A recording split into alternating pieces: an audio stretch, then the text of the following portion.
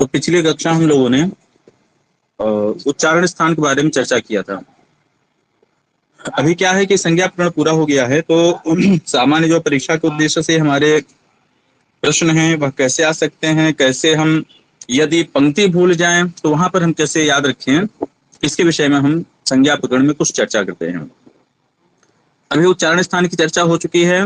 अब हम आज चर्चा करते हैं प्रयत्न की। जो यत्न है वो दो प्रकार की होती है, आभ्यंतर और बाह्य, जैसा हम लोग जानते हैं। तो देखिए, आभ्यंतर प्रयत्न और बाह्य प्रयत्न, इस पर चर्चा करेंगे। पहले इन वर्णों की कुछ संज्ञाएं हैं।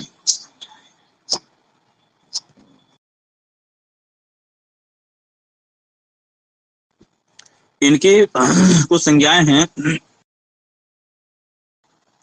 पहले हम उनको देखते हैं।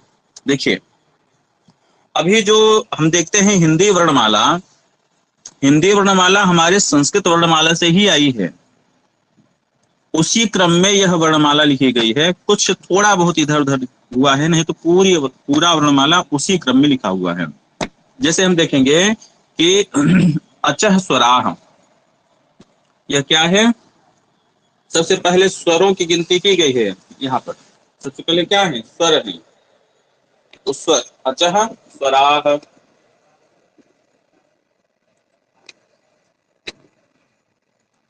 ये यहाँ पर स्वर है, यहाँ से लेकर के यहाँ तक ये स्वर है।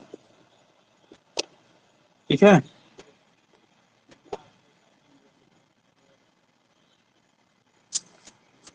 ये अ से लेकर के यहाँ तक पूरा क्या है? स्वर है। इसके बाद क से लेकर के म तक ये इतने क्या हैं? ये स्वर है। ठीक। क से लेकर के म तक क्या है? स्पर्श वर्ण है। कादयो मावसाना स्पर्शाह, कादयो मावसाना स्पर्शाह। तो क से लेकर के म तक की जो संज्ञा होती है वो स्पर्श संज्ञा होती है। जैसा कि हम लोगों ने पिछली कक्षा में देखा था कि क ख से लेकर के ब भ म तक यह स्पर्श होता है। हमारे जो उच्चारण स्थान है उनका क्या होता है? स्पर्श होता है। फिर आता है यड़ो अंतस्थाह, यवरल। ठीक है। यण क्या है? अंतस्थ कहे जाते हैं। ये क्या है? अंतस्थ वर्ण है। अंतस्थ,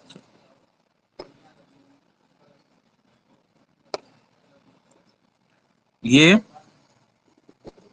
अंतस्थ वर्ण है। और शल ऊष्माणः, ये स श स ह, ये क्या है? यह ऊष्म वर्ण है। इतना हमें याद रखना है। अचः स्वराह, अच को हम स्वर कहते हैं। कादयो मावसाना स्पर्शाह, ये स्पर्श वर्ण होते हैं। यड़ो अंतस्थाह, अंतस्थ वर्ण होते हैं। शल ऊष्माणः, ऊष्म वर्ण होते हैं। इतना हमें ध्यान रखना है। अब हम प्रयत्न पर देखते हैं। तो प्रयत्न दो प्रकार का, आभ्यंतर प्रयत्न और बाह्य प्रयत्न। आभ्यंतर प्रयत्न 5 प्रकार के होते हैं। आभ्यंतर प्रयत्न कौन कौन होते हैं? स्पृष्ट, ईषत् स्पृष्ट, ईषत् विवृत, विवृत संवृत भेदात। स्पृष्ट, स्पृष्ट का मतलब क्या हुआ? जहां स्पर्श हो, जहां स्पर्श हो उसे हम क्या कहते हैं? स्पृष्ट कहते हैं। जो बिना स्पर्श के उच्चरित ही न हो पाए। क से लेकर के म तक के जितने भी वर्ण हैं उनको बिना पूर्णतः स्पर्श कराए आप बोल ही नहीं सकते हैं। कोशिश करके देख लीजिए, कोई ऐसा वर्ण जो बिल्कुल स्पर्श न हो और थोड़ा सा बाकी रहे उसको आप बोल लीजिए, नहीं बोल पाएंगे। स्पर्श पूर्ण रूप से स्पर्श होगा। ठीक है। तो ये क्या स्पर्श होकर के क्या हो गए? स्पृष्ट हो गए। तो क से लेकर के म तक का जो आभ्यंतर, आभ्यंतर मतलब कि अंदर जो प्रयत्न हो रहा है वह क्या है? वह स्पृष्ट प्रयत्न, स्पृष्ट प्रयत्न है। इसके बाद देखते हैं,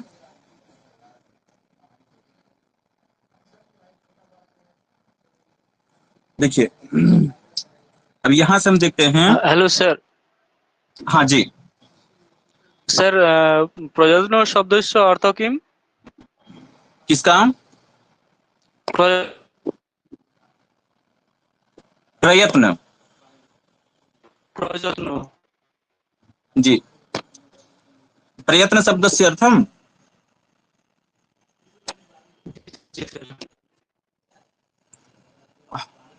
भवतां ध्वनिः सम्यक् न आगच्छति।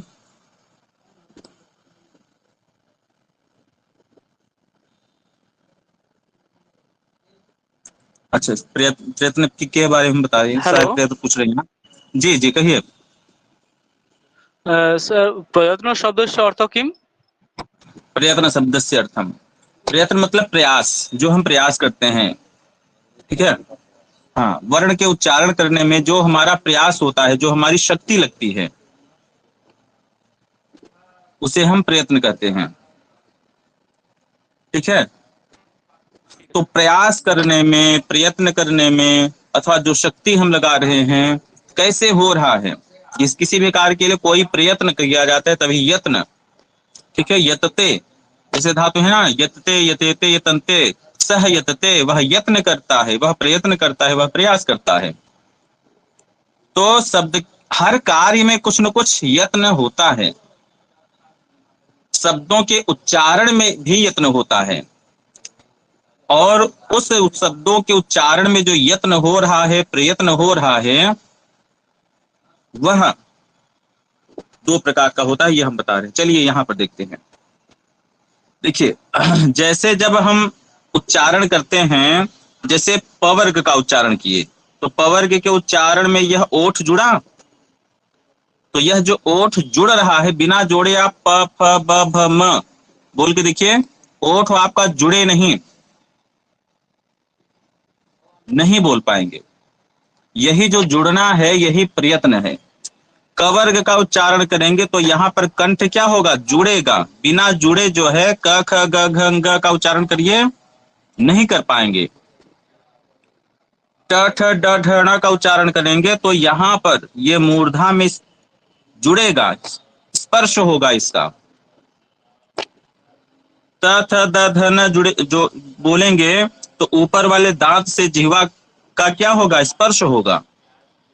जब च छ ज झ य बोलेंगे तो जिह्वा का तालु से स्पर्श होगा। ये क्या है, यही प्रयत्न है। जिह्वा क्या कर रही है, प्रयत्न कर रही है। तो वह जो प्रयत्न होता है, शब्दों के उच्चारण का जो प्रयत्न होता है, वह दो प्रकार का होता है। एक तो वह उच्चारण, वह प्रयत्न जो कि आभ्यंतर किया जाए, अंदर किया जाए, ठीक है। और जो प्रयत्न है वह बाह्य प्रयत्न है। आभ्यंतर प्रयत्न कितने प्रकार का होता है, तो 5 प्रकार का। आभ्यंतर प्रयत्न जो अंदर के जो हमारे अंग हैं उनके द्वारा जो किया जाए, वह आभ्यंतर प्रयत्न है। तो 5 प्रकार का स्पृष्ट, स्पृष्ट अर्थात जो स्पर्श हो, स्पर्श होके के जो जुड़ा हो, वह स्पृष्ट होगा। इसीलिए कल हमने उच्चारण स्थान के बारे में बताया था, और उच्चरित करके बताया था, आप लोग भी उसका अभ्यास किए थे। इसीलिए हमने कहा कि व्याकरण में बहुत सावधानी से हमें पढ़ना है, क्योंकि अगर पूर्व का अभ्यास हमने बार बार नहीं किया है तो आगे के जो अभ्यास है वो हमें समझ में नहीं आएंगे, इसमें कोई शंका नहीं है। तो व्याकरण के अभ्यास को आप एक बार पढ़िए, नहीं अगर समझ में आया है तो दोहराइए, समझ में नहीं आया तब तो आप 2-3 बार दोहराइए, और समझ में अगर आ गया है तब पर भी आप दोहराइए, ठीक है। हो सकता है जो हमने समझा है वह सही नहीं समझा है, इसलिए जब दोहराएंगे तब मन में शंकाएं आएंगी। बार बार जरूर अभ्यास करना है, यह हमारा निवेदन आप लोगों से बार बार है, क्योंकि अभी बहुत सरल तरीके से पढ़ाया जा रहा है। आगे बहुत सारे विषय ऐसे आएंगे जहां पर छोटी छोटी बातें नहीं बताएंगे, क्योंकि आपका सिलेबस बहुत बड़ा है। अब इस गति से चलेंगे तो सिलेबस तो 2-3 साल लग जाएंगे पूरा होते होते। अभी बिल्कुल धीरे धीरे हम लोग चल रहे हैं, एकदम छोटे स्तर से। अगर इतना अभ्यास, क्योंकि अभ्यास के लिए आप लोग तो पढ़े लिखे हैं, लेकिन फिर भी हम ऐसा मान रहे हैं कि अभी बहुत सामान्य रूप से आप लोग जानकार हैं, तो इसलिए बहुत सामान्य चीजें हम लोग लेकर के चल रहे हैं, और इतना अभ्यास आप लोग नहीं करेंगे विशेष करके व्याकरण में तो आगे समस्या होगी, तो बार बार अभ्यास करिए। देखिए, तो स्पृष्ट, स्पृष्ट मतलब कि स्पर्श होकर के स्पृष्ट होता है। तो यहां से लेकर के क से लेकर के म तक ये सब क्या हैं? स्पृष्ट हैं। ठीक है, क से लेकर के म तक क्या है? स्पृष्ट है। देखिए, अब ये चार्ट आप देखेंगे तो आपको याद रहेगा। स्पृष्टम प्रयत्नम स्पर्शानाम, स्पृष्ट के बाद ईशत स्पृष्ट, ईशत स्पृष्ट अर्थात जो थोड़े से चिपकते हैं। आप य र ल व को ले जाए, थोड़े से जाते हैं, बिल्कुल जैसे त थ द ध न में जीभ जुड़ता है वैसे ल में नहीं जुड़ता है, ल में थोड़ा जुड़ता है फिर हट जाता है। ठीक, व में वोष्ठ जा रहा है, वोष्ठ जा रहा है लेकिन वह जुड़ नहीं रहा है। र में जो है जिह्वा जा रही लेकिन जुड़ नहीं रही है। य में जा रहा है लेकिन जुड़ नहीं रहा है। ठीक, तो ये सब क्या हो गए? ईशत स्पृष्ट, यड़ो अंतस्थ, हाँ अंतस्थ हैं, और अंतस्थ होने के कारण ईशत स्पृष्टम अंतस्थानाम, ये जो य र ल व हैं ये ईशत स्पृष्ट हैं।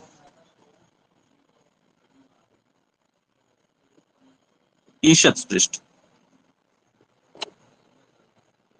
ठीक है, लिखावट कुछ बहुत स्पष्ट नहीं है, अगर नहीं समझ में आएगा तो जरूर पूछ लीजिएगा। चलिए, अब देखिए, स्पृष्ट हो गए, देखिए क्रम से ही है, स्पृष्ट, ईशत स्पृष्ट। अब क्या आता है? ईशद विवृत, ईशद विवृतम ऊष्मणाम, यह ऊष्म वर्ण है, ऊष्म है ना, इसलिए यह क्या होंगे? ईशद विवृत, ईशद विवृत, ईशद विपरीत हो गए। यह ऊष्म, ईशद विवृतम ऊष्मणाम, विवृत माने खुला हुआ, विवृत माने खुला हुआ। ईशद जिसमें हमारे जो अंग हैं वह थोड़े से खुले होते हैं, उसे हम ईशद विवृत कहते हैं। जैसे स, श, स, ह, बहुत अधिक नहीं खोलने की आवश्यकता है मुख को, तो इसलिए इसको ईशद विवृत कहते हैं। और विवृतम स्वराणाम, अब ऊपर चले आइए तुरंत, यह क्या हो गए? यह विवृत हो गए। ठीक, अब स्पृष्ट जो स्पर्श वर्ण है क से लेकर के म तक, ईशत स्पृष्ट, य र ल व, ईशद विवृत, स श स ह। अब बचा विवृत, वह है सारे स्वर, इतने हो गए। संवृत, अब जो ये आ है, क्या हो जाएगा? संवृत हो जाएगा। जब अ का हम प्रयोग करेंगे तो ह्रस्व अवर्ण का जब हमने प्रयोग किया तो वह संवृत है, स्वतंत्र जब हमने प्रयोग किया। लेकिन जब प्रक्रिया दशा में लाए, संधि इत्यादि दशा में लाए, तो तुरंत वह विवृत हो जाएगा। ठीक है, तो ह्रस्वस्य अवर्णस्य प्रयोगे संवृतम प्रक्रिया दशायाम तो विवृतमेव। आ भी विवृत है प्रक्रिया दशा में, लेकिन आ की अलग संज्ञा हो जाती है संवृत। कब होती है? जब उसका प्रयोग हो, आ का जब स्वतंत्र प्रयोग हो तब उसे हम संवृत कहते हैं। तो आभ्यंतर प्रयत्न हो गए, स्पृष्ट क से लेकर के म तक, क्योंकि यह स्पर्श हो करके बोले जाते हैं। ईशद स्पृष्ट, यण हो गए, य र ल व, इसलिए क्योंकि इसमें स्पर्श बहुत कम होता है। ईशद विवृत अर्थात कम खुला हुआ होना। स श स ह जो शल होते हैं ये ऊष्म वर्ण ईशद विवृत होते हैं। विवृत स्वराणाम, जो स्वर होते हैं वो वृत होते हैं, उनको बोलने के लिए मुख को खोलना ही पड़ेगा। और आ को संवृत कहते हैं जब उसका स्वतंत्र हम प्रयोग करते हैं, प्रक्रिया में जब लाते हैं तो वह विवृत ही होगा। यह आभ्यंतर प्रयत्न हमारे हुए। यह स्पष्ट है सबका? कोई प्रश्न तो नहीं है? समझ में आ गया सबको ना? সংবৃত স্বর্গ পুনঃ আলোচনা করে। हाँ, संवृत, विवृत मतलब खुला हुआ, संवृत समृत जो है आ को ही कहेंगे जब उसका स्वतंत्र उच्चारण करेंगे। जैसे हमने लिखा अ, यहां पर यह जो है विवृत, यह समृत है। यहां पर क्या है, यह समृत है। लेकिन जब हम यहां पर देखें, जैसे हमने कहा कि पर धन उपकार, अब यहां पर अ क्या हो, पर र में अ है ना, अब यह विवृत ही कहा जाएगा जो र में अ है। प्रक्रिया में आ गया ना ये, तो जब जी सर, प्रक्रिया जी में आ सर। गया तो हाँ, र में जो आ है यहाँ पर, ये र जो है अब प्रक्रिया में आ गया है, इसलिए यह विवृत हो जाएगा। लेकिन हम जब स्वतंत्र आ का उच्चारण करेंगे तो वह संवृत कहलाएगा। स्पष्ट है अभी? जी सर, क्लियर है। चलिए तुरंत अभ्यास करते हैं इसका। हम पूछेंगे, आप लोग बताएंगे। बिल्कुल समझ में आ गया है ना? इसको याद नहीं करना है, बस समझ लेना है। चलिए बताइए, आप अभ्यास करते हैं। द का अभ्यंतर प्रयत्न क्या है? तुरंत बोलिए अनम्यूट होकर के।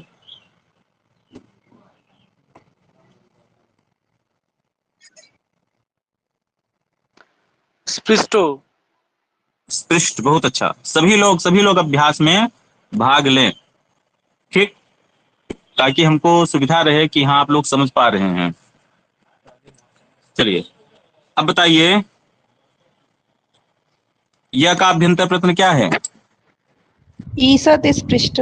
ईषत् स्पृष्ट। बहुत अच्छा। ई का ई का अभ्यंतर प्रयत्न विवृत। विवृत। विवृत। ल का स्पृष्टो, स्पृष्टो। ईषत् स्पृष्ट। ठीक। श का ईषद् विवृत। ईषद् बहुत विवृत। अच्छा, ठीक है। प का स्पृष्ट। स्पृष्ट। आ का विवृत और समृत। संवृतो। हाँ, समृत और विवृत दोनों होगा। परीक्षा में जब पूछे तो आ का जो आभ्यंतर प्रयत्न होगा वो समृत और विवृत दोनों होता है, ठीक है। अगर प्रश्न ऐसा पूछे कि प्रक्रिया दशायाम आवरणस्य आभ्यंतरः प्रयत्नः कः भवति, तब क्या कहेंगे? प्रक्रिया दशा में अभ्यंतर प्रयत्न क्या होता है? विवृत। और प्रयोगे किम भवति? समृत। समृत। प्रयोगे समृतम भवति। बहुत अच्छा। चलिए ऐसे अभ्यास करना है, ठीक है। अभी कोई शंका नहीं है ना अभ्यंतर प्रयत्न में? जी आचार्य। नहीं सर। ठीक, अब हम आगे चलते हैं।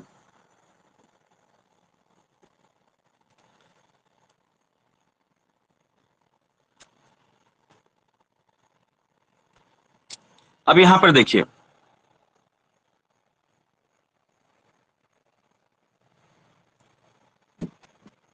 अब यहां पर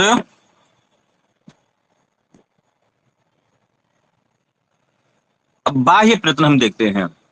बाह्य प्रयत्न 11 प्रकार के होते हैं। बाह्य प्रयत्न कितने प्रकार के होते हैं? 11 प्रकार के। वो कौन कौन से हैं? वह हैं बाह्य जो प्रयत्न हैं: विवारः, संवारः, श्वासो, नादो, घोषो, घोषो, अल्पप्राणो, महाप्राणः, उदात्तो, अनुदात्तः, स्वरतश्चेति। अब ये 11 बाह्य प्रयत्न हैं। इसमें 3 को तो आप स्वर के साथ लगा दीजिए। जो ये हमारे स्वर हैं, 3 को स्वर के साथ लगा दीजिए। कौन कौन से? उदात्त, अनुदात्त,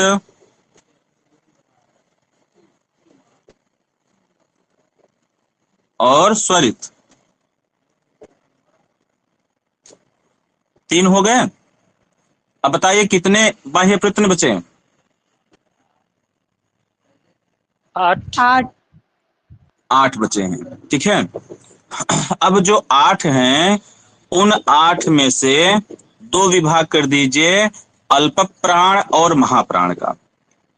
पहले प्राण को हम समझते हैं। प्राण किसे कहते हैं? प्राण कहते हैं वायु को।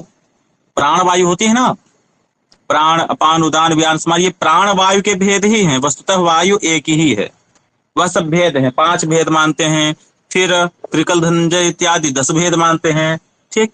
तो हमें प्राण से क्या लेना है? वायु। अब हम बोल कर देखेंगे, जिसमें वायु अधिक निकले वह महाप्राण है, जिसमें वायु कम निकले वह अल्प प्राण है, ठीक। हम प्रैक्टिकल करेंगे कि अल्प प्राण क्या है और महाप्राण क्या है। अब बोलिए क बोलिए और ख बोलिए। देखिए क में कम वायु क में वायु कैसे निकले? ख में, उच्चारण को लेके ज्यादा उच्च वायु।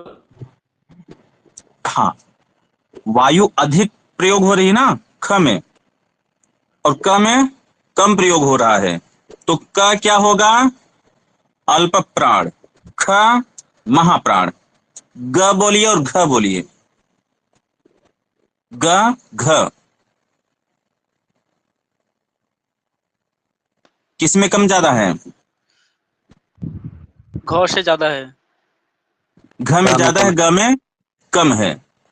और जी। अंगा को बोलिए, ज्यादा निकल रहा है कि कम निकल रहा है? वायु का प्रयोग ज्यादा है कि कम है अंगा में?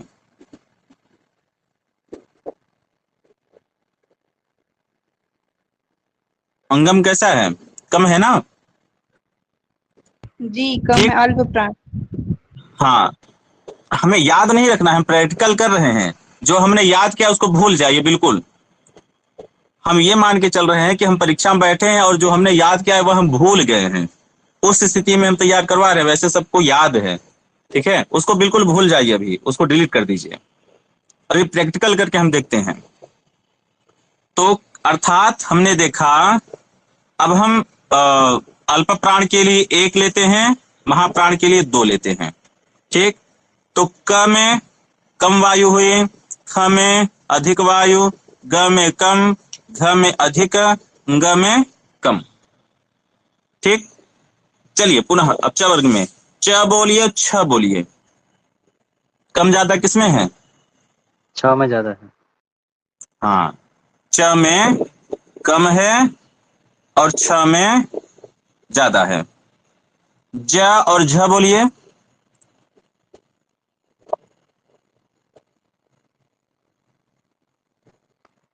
किसमें कम ज्यादा है? हाँ बिल्कुल, ज में कम है और झ में अधिक है, य में कम होगा आपको, ठीक है। इससे हमको ये पता चला कि जो प्रथम है, प्रथम तृतीय और पंचम, ये क्या है? अल्प प्राण है।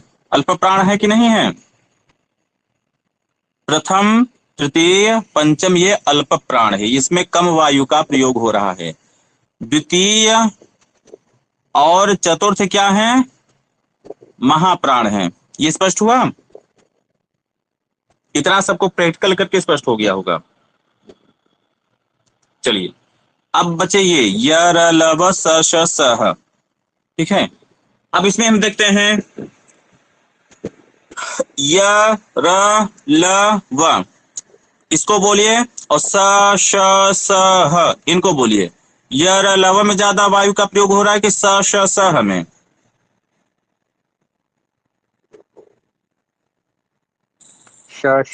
श में ज्यादा। हाँ, जो य र ल व ये 4 वर्ण हैं, ये क्या कहलाएंगे? अल्प प्राण। और स श स ह महाप्राण। महाप्राण। स्पष्ट हुआ ना?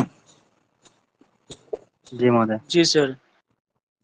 अब ये 2 भेद हमने जान लिया, ठीक। उदात्त अनुदात्त स्वरित, ये स्वर के भेद होते हैं। और ये जो उदात्त अनुदात्त स्वरित हैं, सभी स्वर 3 प्रकार के होते हैं, उदात्त अनुदात्त स्वरित। स्पष्ट है ना? इसको हमको याद नहीं रखना है कि कौन उदात्त है, कौन अनुदात्त है, कौन स्वरित है। जितने स्वर हैं सभी स्वर उदात्त अनुदात्त स्वरित हैं।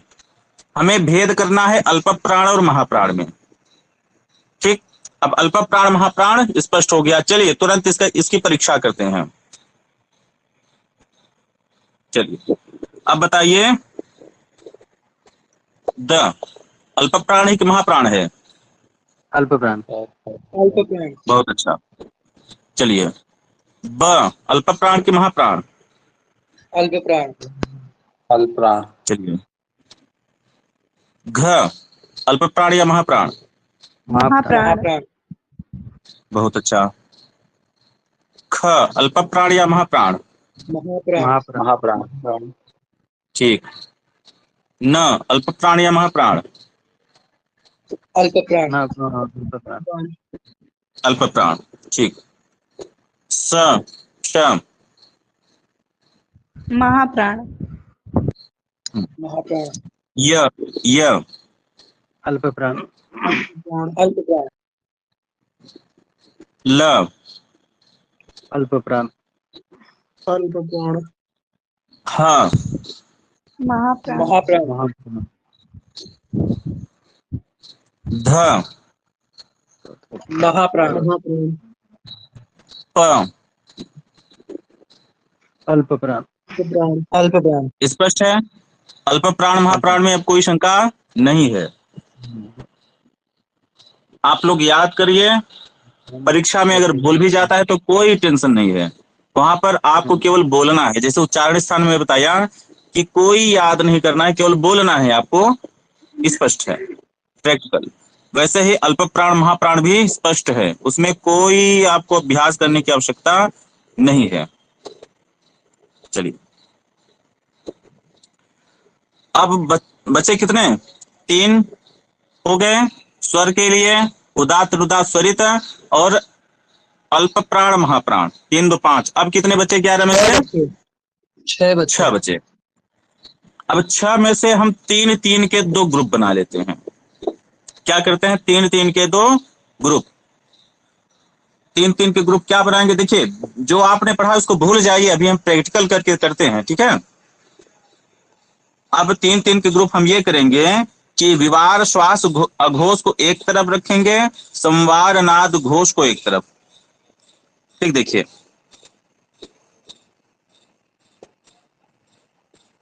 विवार श्वास अघोष और संवार नाद घोष, इसको हम देखेंगे। ठीक है? अब इसको हम कैसे करेंगे? घोष और अघोष से हम समझेंगे। घोष और अघोष। घोष मतलब गूंजना, घोष मतलब गूंजना, नाद मतलब कि गूंजना, और घोष में जहां पर गुंजन न हो, गुंजायमान जहां पर न हो, वह अघोष है। अब हम बोल के देखते हैं। ठीक है? बोल कर देखते हैं कि किसमें घोष हो रहा है, किसमें घोष नहीं हो रहा है। बोलिए क ख, बोलिए। अब बोलिए ग घ और ग घ। अब क ख में घोष हुआ कि ग घ में घोष हो रहा है? ग घ में लग रहा है। ग घ में, मतलब कि अंदर देखिए, क ख केवल उच्चरित हो गया बाहर, लेकिन ग घ आपके कंठ के पास घोष हो रहा है ना, गुंजायमान हो रहा है। गंभीर जोता है, गंभीर जोता है। हाँ, तो वहां गुंजायमान हो रहा है, वहां पर गंभीरता आ रही है। तो क ख और ग घ ng, इन 3 में घोष हो रहा है। क ख में अब इसको हम 1 नंबर करते हैं, इसको हम 2 नंबर करते हैं। ठीक है?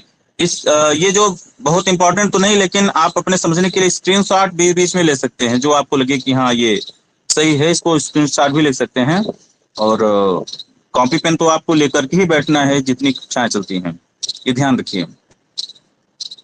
तो विवार श्वास अघोष को 1 नंबर देते हैं, संवार नाद घोष को 2 नंबर देते हैं। तो देखिए क और ख में हमें क्या दिखा, इसमें हमें अघोष दिखा, और ग घ ग इसमें हमें घोष दिखा। अब च छ बोलिए और ज झ य बोलिए, बोल करके देखिए बिल्कुल उच्चारण करके, क्या लग रहा है आपको? वही पूर्ववत है। पूर्वत है ना। क ख में घोष नहीं हो रहा है, लेकिन ज झ य में अंदर क्या हो रहा है, घोष हो रहा है, गुंजन हो रहा है। तो इसका मतलब है कि वर्ग के प्रथम द्वितीय जो है वो विवार श्वास अघोष हैं, वर्ग के तृतीय चतुर्थ पंचम ये क्या है, संवार नाद घोष हैं। इतना स्पष्ट हुआ? जी भैया। चलिए जी आचार्य। हाँ, अब हम इतना तो हो गया, यहां से यहां तक स्पष्ट है कि जो प्रथम द्वितीय हैं जो विवार श्वास अघोष हैं, और जो तृतीय चतुर्थ पंचम है वो संवारनाद घोष हैं। अब देखिए, अब हम देखते हैं यर लव स श स ह, ठीक है।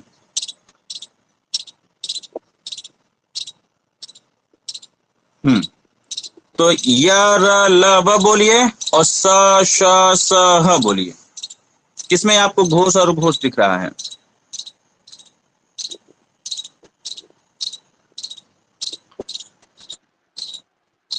श श स ये घोष है। हम्म,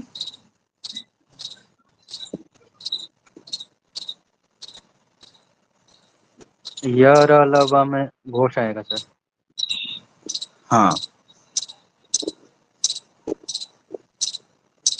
देखिए, घोष किसमें है, य र ल व, इसको बोले मंदर गुंजायमान हो रहा है ना।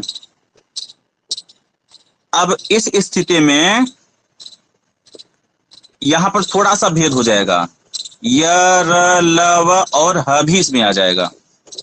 उच्चारण करके आप देख लीजिए, य र ल व ह अंदर अंदर गुंजायमान हो रहा है, लेकिन स श स वो घोष नहीं हो रहा है अंदर, जो होना चाहिए, जो इन 5 में हो रहा है। प्रेक्षक लेकर देखिए, ऐसा हो रहा है कि नहीं हो रहा है? ऐसा हो रहा है ना।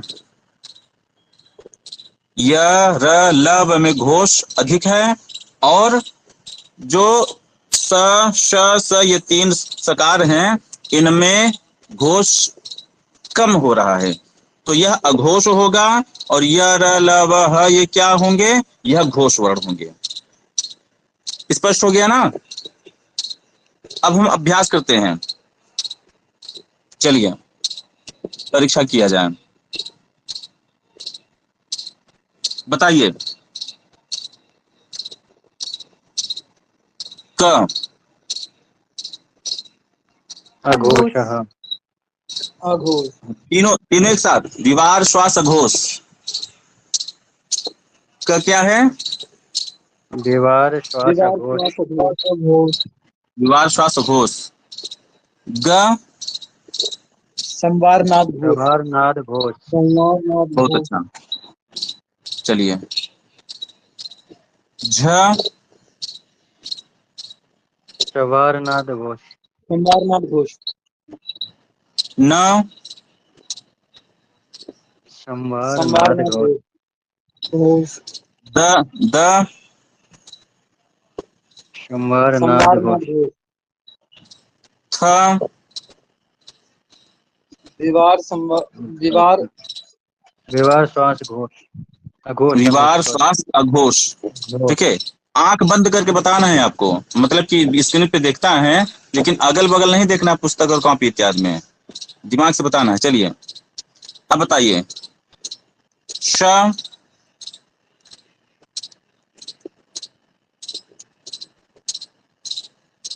विवार श्वास घोष। श्वास घोष। बहुत अच्छा। य संवारनाद घोष। संवारनाद घोष। ठीक, बहुत अच्छा अभ्यास है। अब हम ऐसा करते हैं कि जो इसका भेद है बाह्य प्रयत्न, अब हम इसका आभ्यंतर प्रयत्न भी बताएंगे। और देखिए, जो व्यंजन है, व्यंजन के एक वर्ण के अब हम अभ्यास कैसे करेंगे। जैसे हमने कहा क, इसका अभ्यंतर प्रयत्न क्या है, आप लोग बताएं। स्पृष्ट प्रयत्न। इसका आभ्यंतर प्रयत्न है स्पृष्ट। इसका बाह्य प्रयत्न क्या होगा अल्प प्राण महाप्राण में। अल्प प्राण। अल्प प्राण। और बाह्य प्रयत्न 3 और होंगे, इसके क्या होंगे। विवार श्वास अघोष। दीवार श्वास घोष। श्वास अघोष। ये हुआ ना। जी। अब हम जो वर्ण देंगे ये 5 चीजें आपको बतानी होंगी, सावधान हो जाइए। चलिए अब बताइए। द आभ्यंतर प्रयत्न क्या है। आभ्यंतर प्रयत्न है स्पृष्ट। अल्प प्राण महाप्राण में क्या है। अल्प प्राण है। अल्प प्राण। अल्प प्राण। और जो 3 है वो क्या है। विवार श्वास घोष। संवारनाद घोष। संवारनाद घोष। बहुत अच्छा। तो इसका स्पृष्ट अल्प प्राण संवारनाद घोष। देखिए स्पृष्ट अल्प प्राण तो क्या की तरह दिख रहा है, लेकिन संवारनाद घोष हो गया। ठीक है, ये ध्यान रखना है हमें। चलिए अब बताइए भ का बताइए। आभ्यंतर प्रयत्न क्या है। स्पृष्ट। अल्प प्राण या महाप्राण। महाप्राण। महाप्राण। और 3 संवारनाद घोष। बहुत अच्छा। बताइए य का अभ्यंतर प्रयत्न। ईषद स्पृष्ट। बहुत बहुत अच्छा। और उसका अल्प प्राण है या महाप्राण है यह। अल्प प्राण। अल्प प्राण। बहुत अच्छा। अल्प प्राण। और तीन संवारनाद घोष। संवारनाद घोष। बहुत अच्छा। संवारनाद घोष। चलिए अब बताइए श आभ्यंतर प्रयत्न। ईषद विवृत। हाँ। ईषद विवृत। अल्प प्राण या महाप्राण। महाप्राण। महाप्राण। श महाप्राणी होगा ना। महाप्राण। जी बिल्कुल महाप्राणी होगा। और 3 विवार श्वास अघोष। बहुत अच्छा। विवार श्वास अघोष। अब बाह्य प्रयत्न में कोई समस्या है। कोई समस्या नहीं रह गई है ना। बिल्कुल ऐसे ही हमें विद प्रैक्टिकल। व्याकरण क्या है, प्रैक्टिकल है। जैसे मैथ जितना ज्यादा अभ्यास करेंगे उतना ही आपको आएगा, वैसे ही व्याकरण केवल प्रैक्टिकल है। जितना प्रैक्टिकल आप करेंगे उतना ही अभ्यास आपको आएगा। और ध्यान से पढ़िए और उसका अभ्यास अधिक से अधिक करिए। अभी तो हमने बता दिया, लेकिन इसका अभ्यास अगर आप मध्य में नहीं करेंगे तो फिर भूल जाएगा। ठीक, और जो भी हम बता रहे हैं ये रिकॉर्डेड तो हो ही रहा है, लेकिन आप कॉपी पेन जरूर रखा करिए, क्योंकि रिकॉर्डिंग कोई सुनता नहीं है। रिकॉर्डिंग यूट्यूब पर बहुत सारे पड़े हुए हैं, कोई नहीं सुनता है। तो कॉपी पेन लेकर के बैठा करिए, जो भी इंपॉर्टेंट हो उसको लिख लिया करिए। ठीक है, तो ये काम करिए। अभी कोई प्रश्न है इसमें से। हमारे उच्चारण स्थान हमारा पूरा हो गया, और आभ्यंतर प्रयत्न भी हो गया, बाह्य प्रयत्न हो गया। अब यहां से कोई प्रश्न आपके छूटने नहीं चाहिए। चलिए कोई प्रश्न हो तो अभी चर्चा हो जाए, अन्यथा कक्षा को यहीं पर आज पूर्ण किया जाए।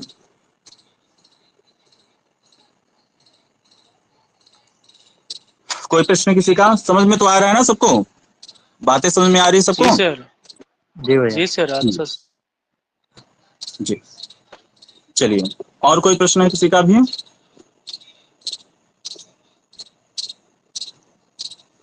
नहीं सर, समझ में आया। हाँ अच्छा।